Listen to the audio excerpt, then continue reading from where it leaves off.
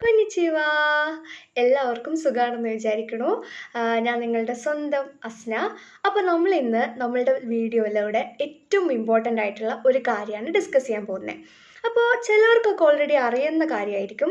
അറിയാത്തവർക്ക് ഇത് വളരെയധികം ഉപകാരപ്രദമാവും എന്നത് എനിക്ക് ഉറപ്പാണ്. അപ്പോൾ നമുക്ക് ഒട്ടും വൈകിക്കാതെ നമ്മുടെ വീഡിയോയിലോട്ട് പോവാം. അപ്പോൾ നിങ്ങൾ ആദ്യമായിട്ട് നമ്മുടെ ചാനൽ കാണുന്നവരാണെങ്കിൽ നമ്മളുടെ ചാനൽ സബ്സ്ക്രൈബ് ചെയ്യുക, അതുപോലെ തന്നെ വീഡിയോസൊക്കെ ലൈക്ക് ചെയ്യുക, ഷെയർ ചെയ്യുക. ഓക്കെ, അപ്പോൾ നമ്മൾ ഡയറക്റ്റ് വീഡിയോയിലോട്ട് പോവാം.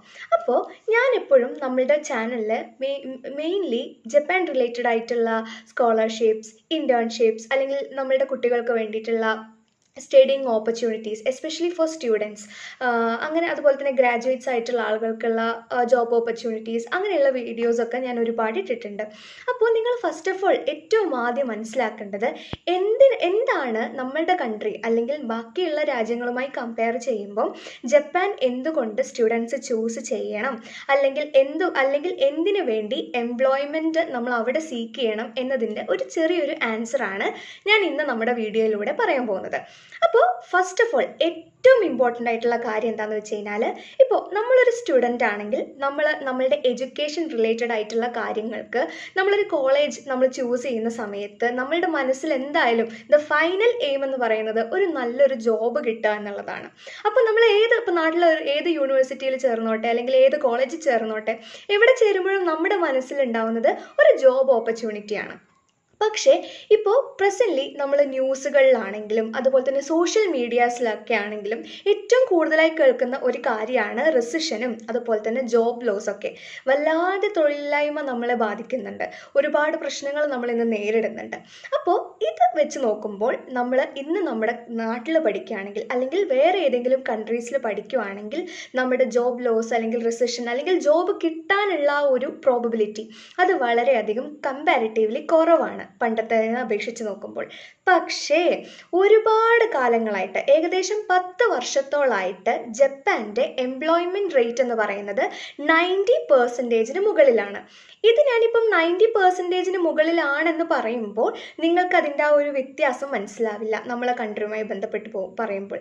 ഇതൊരിക്കലും നമ്മുടെ കൺട്രീനെ ഞാൻ വില കുറച്ച് പറയുന്നതല്ല, നമ്മുടെ സിറ്റുവേഷൻസും കണക്കുകളും അങ്ങനെയാണ് കാണിക്കുന്നത്. അപ്പോൾ ആ ഒരു വ്യത്യാസം നമ്മൾ മനസ്സിലാക്കണം. അതായത് ഇപ്പോൾ പ്രസൻറ്റ് അവസ്ഥയിൽ ഇന്ത്യയുടെ എംപ്ലോയ്മെൻറ്റ് റേറ്റ് എന്ന് പറയുന്നത് വെറും 37% ആണ്. 37% മാത്രമാണ്. അപ്പോൾ അത് വെച്ച് നമ്മൾ കമ്പയർ ചെയ്യുമ്പം ജപ്പാൻ്റെ ഒരുപാട് കാലങ്ങളായിട്ട് 90% മുകളിലാണ്. ഇപ്പോൾ ലേറ്റസ്റ്റ് കണക്ക് പ്രകാരം ജപ്പാൻ്റെ എംപ്ലോയ്മെൻറ്റ് റേറ്റ് എന്ന് പറയുന്നത് 97.3% ആണ്. അപ്പോൾ ആ ഒരു വ്യത്യാസം നമുക്ക് അതിൽ നിന്ന് തന്നെ മനസ്സിലാക്കാൻ സാധിക്കുന്നുണ്ട്. അതായത് എംപ്ലോയ്മെൻറ്റ് റേറ്റ് കൊണ്ട് ഉദ്ദേശിക്കുന്നത് എന്താണെന്ന് വെച്ച് കഴിഞ്ഞാൽ, ഇപ്പോൾ ജാപ്പനീസ് യൂണിവേഴ്സിറ്റീസിൽ നിന്ന് ഗ്രാജുവേറ്റ് ആയിട്ട് ഇറങ്ങുന്ന വിദ്യാർത്ഥികൾക്ക് ജോബ് കിട്ടാനുള്ള ആ ഒരു പ്രോബബിലിറ്റീനെയാണ് ഇത് സൂചിപ്പിക്കുന്നത്. മാത്രമല്ല ഇപ്പം ജപ്പാനിൽ നമ്മൾ ബാക്കിയുള്ള രാജ്യങ്ങളെ വെച്ച് കമ്പയർ ചെയ്ത് നോക്കുകയാണെങ്കിൽ ഈ ജോബ് ലോസ്, റിസഷൻ ഇത് വളരെയധികം കുറവാണ്. അവർ എപ്പോഴും ബിലീവ് ചെയ്യുന്ന ഒരു കോൺസെപ്റ്റ് ഓഫ് എംപ്ലോയ്മെൻ്റ് ഉണ്ട്. അതാണ് അവരുടെ ഒരു life long employment കൾച്ചറാണ്.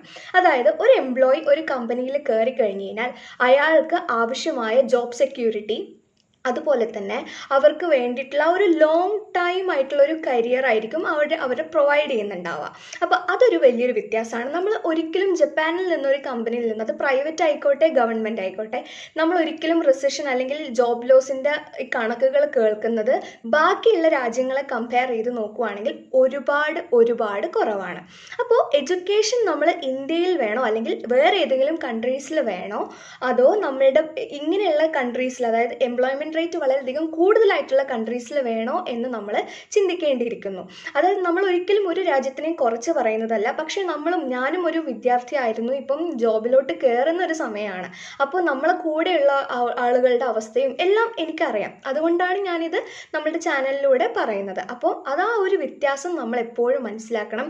ജപ്പാൻ്റെ employment rate എന്ന് പറയുന്നത് 97.3 ആണ് പ്രസൻ്റ്ലി. ഓക്കെ, അത് മനസ്സിലാക്കുക. പിന്നെ അതുപോലെ തന്നെ long term career opportunity opportunities ആണ് അവിടെ അവർ പ്രൊവൈഡ് ചെയ്യുന്നത്. അതായത് ഒരു ലോങ് ജോബ് സെക്യൂരിറ്റി ആണ് അവരവിടെ പ്രൊവൈഡ് ചെയ്യുന്നത് ബാക്കിയുള്ള കൺട്രീസിന് കമ്പയർ ചെയ്ത് നോക്കുമ്പോൾ. പിന്നെ മാത്രമല്ല അവിടുത്തെ എഡ്യൂക്കേഷൻ സിസ്റ്റം എന്ന് പറയുന്നത് നമ്മുടെ ഇന്ത്യയിലുള്ള സിസ്റ്റത്തേക്കാൾ എൻറ്റയർലി ഡിഫറെൻ്റ് ആണ്. അതായത് നമ്മുടെ ഇന്ത്യയിൽ എന്ന് വെച്ച് കഴിഞ്ഞാൽ മെയിൻലി അക്കാദമിക് എക്സലൻസ് ബേസ് ചെയ്തിട്ടാണ് ഇവിടെ നമ്മുടെ അഡ്മിഷൻ പ്രോസസ്സ് എല്ലാം നടക്കുന്നത്. പക്ഷേ ജപ്പാൻ ഒരിക്കലും അക്കാദമിക് എക്സലൻസ് നോക്കുന്നില്ല എന്ന് ഞാൻ പറയില്ല. പക്ഷേ അതിൻ്റെ കൂടെ തന്നെ അവർ ഇമ്പോർട്ടൻസ് കൊടുക്കുന്ന വേറെ കുറേ ഫാക്ടേഴ്സ് ഉണ്ട്. നമ്മുടെ പേഴ്സണാലിറ്റി, നമ്മുടെ പാഷൻസ്, നമ്മുടെ ആംബിഷൻസ്, അതുപോലെ തന്നെ നമ്മളവിടെ എഡ്യൂക്കേഷൻ നമ്മുടെ കഴിഞ്ഞ് കഴിഞ്ഞാൽ നമ്മൾ പിന്നീട് അങ്ങോട്ട് എന്താണ് ചെയ്യാൻ ഉദ്ദേശിക്കുന്നത്, ഇതെല്ലാം ഡിപ്പെൻഡ് ചെയ്തായിരിക്കും അവരുടെ ഓവറോൾ അവരുടെ ആ ഒരു സെലക്ഷൻ പ്രൊസീജിയേഴ്സ് അല്ലെങ്കിൽ അഡ്മിഷൻ പ്രൊസീജിയേഴ്സ് എന്ന് പറയുന്നത്. അപ്പോൾ ഇത്രയും മാത്രമല്ല, ഞാൻ അവിടെ വർക്ക് ചെയ്തിട്ടുള്ള ഒരാളാണ്. അവിടുത്തെ റിയൽ വർക്കിംഗ് എൻവയോൺമെൻറ്റിൽ പോയിട്ട് വർക്ക് ചെയ്ത ആളാണ്. പിന്നെ അവിടെ നമുക്ക് കിട്ടുന്ന റെസ്പെക്റ്റ് അല്ലെങ്കിൽ നമുക്ക് കിട്ടുന്ന സപ്പോർട്ട്, അതൊക്കെ നമ്മൾ അനുഭവിച്ച് തന്നെ അറിയേണ്ട ഒരു കാര്യമാണ്. അതായത് ഒരു മാനേജർ അല്ലെങ്കിൽ അവിടെയുള്ളൊരു സാധാ ഒരു എംപ്ലോയി, ഒരു ലോവർ ലെവൽ എംപ്ലോയി, അങ്ങനെയുള്ള ഡിഫറൻസസ് ഒന്നും ജപ്പാനിൽ ഞാൻ അനുഭവിച്ചിട്ടില്ല. എൻ്റെ അനുഭവം എനിക്ക് പറയാം. സോ അങ്ങനെയുള്ള പ്രശ്നങ്ങളൊന്നുമില്ല. സോ ഇതാണ് എനിക്ക് നിങ്ങളുമായിട്ട് ഷെയർ ചെയ്യാനുള്ളത്. അപ്പോൾ നമ്മൾ ഓരോ ഡിസിഷൻസ് ലൈഫിൽ എടുക്കുന്ന സമയത്ത് വളരെയധികം ചിന്തിച്ച് നമ്മൾ തീരുമാനം എടുക്കണം. ഇപ്പം ജപ്പാൻ്റെ കാര്യമാണ് ഞാനിവിടെ പറഞ്ഞത്. അപ്പോൾ ഇത് ജപ്പാനെ കുറിച്ചിട്ടുള്ളതാണ്. ഇനി ഇതുപോലെ വേറെയുള്ള കൺട്രീസിനെ പറ്റി നിങ്ങൾക്ക് അറിയുമെങ്കിൽ നിങ്ങൾ കമൻറ്റ് സെക്ഷനിലൂടെ അറിയിക്കുക. അപ്പോൾ നമ്മളുടെ സബ്സ്ക്രൈബേഴ്സിനും അതുപോലെ തന്നെ വീഡിയോസ് കാണുന്നവർക്കും എല്ലാവർക്കും അതൊരു ഉപകാരം ആയിട്ടുള്ളൊരു കാര്യമായിരിക്കും. അപ്പോൾ എന്തായാലും ഇതോടുകൂടി ഞാൻ എൻ്റെ വീഡിയോ അവസാനിപ്പിക്കുകയാണ്. ഒന്നുകൂടെ ഓർമ്മിപ്പിക്കുകയാണ്, ഇതുവരെ ചാനൽ സബ്സ്ക്രൈബ് ചെയ്യാത്ത ആളുകളാണെങ്കിൽ എൻ്റെ ചാനൽ സബ്സ്ക്രൈബ് ചെയ്യുക, സപ്പോർട്ട് ചെയ്യുക. പിന്നെ നിങ്ങൾക്ക് എന്തെങ്കിലും കരിയർ റിലേറ്റഡ് ആയിട്ടുള്ള, അതായത് എഡ്യൂക്കേഷൻ അല്ലെങ്കിൽ ജപ്പാൻ റിലേറ്റഡ് ആയിട്ടുള്ള എന്തെങ്കിലും കൺഫ്യൂഷൻസോ ഡൗട്ട്സോ ഉണ്ടെങ്കിൽ നിങ്ങൾക്ക് കമൻറ്റ് സെക്ഷനിലൂടെ അറിയിക്കാവുന്നതാണ്. പിന്നെ അതുപോലെ തന്നെ ഞാൻ ഈ വീഡിയോയിലൂടെ ഒരു കാര്യം കൂടെ പറയാൻ ഉദ്ദേശിക്കുകയാണ്.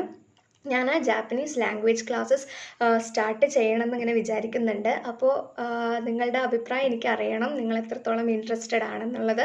കാരണം നമ്മൾ ജപ്പാനിലൊരു ജോബ് നോക്കുകയാണെങ്കിൽ എന്തായാലും മസ്റ്റായിട്ടും നമുക്ക് ജാപ്പനീസ് ലാംഗ്വേജ് അറിഞ്ഞിരിക്കേണ്ടതാണ്.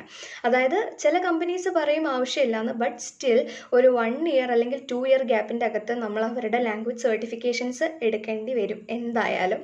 മാത്രമല്ല അത് നമുക്ക് ഒരുപാട് എംപ്ലോയ്മെൻറ്റ് ഓപ്പർച്യൂണിറ്റീസ് കിട്ടാൻ വേണ്ടിയിട്ടും ഉപകാരപ്രദമായിട്ടുള്ള ഒരു കാര്യമാണ് ജാപ്പനീസ് ലാംഗ്വേജ് അറിഞ്ഞിരിക്കുക എന്നുള്ളത്. അതറിയാണ്ട് നമുക്കൊരിക്കലും ജപ്പാനിൽ പോയിട്ട് പെട്ടെന്നൊരു നല്ലൊരു ജോബ് ചിലപ്പോൾ കിട്ടിക്കൊള്ളണമെന്നില്ല. പിന്നെ ലക്കാണ്, നമുക്ക് കിട്ടാണ്ടിരിക്കാം. ഓക്കെ, അപ്പം മെയിൻലി ഒരു 90% ലാംഗ്വേജ് അറിഞ്ഞെങ്കിൽ മാത്രമാണ് നമുക്ക് അവിടെ പിടിച്ചു നിൽക്കാൻ പറ്റുള്ളൂ. അപ്പോൾ നിങ്ങൾ ഇൻട്രസ്റ്റഡ് ആണെങ്കിൽ കമൻറ്റ് സെക്ഷനിലൂടെ അറിയിക്കുക. Okay, bye, ജാമത്ത.